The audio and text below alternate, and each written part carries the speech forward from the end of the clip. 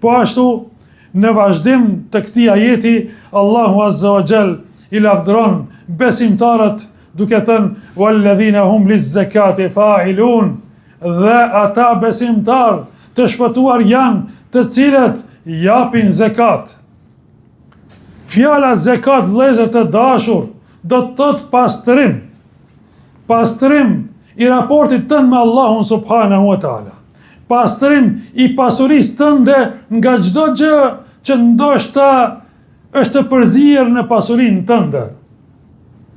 Andaj është obligim për çdo besimtar, sikurse që është obligim namazi, është obligim edhe dhënia e zakatit dhe dhënia e sadakas.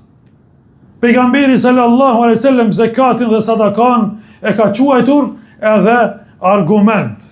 Argument për imanin tënd, se këtë punë, dhënien e sadakas dhe zakatit, nuk e bën vetëm se ai njeri i cili ka iman tek Allahu subhanahu wa taala dhe pret që Allahu azza wa jall me shpërblyj atë njeri dhe ka frikë nga dënimi Allahu subhanahu wa taala, andaj ky besimtar don që me zbatu urdhrin e Allahut subhanahu wa taala dhe asesi mund dëshku nga i madhi Allah.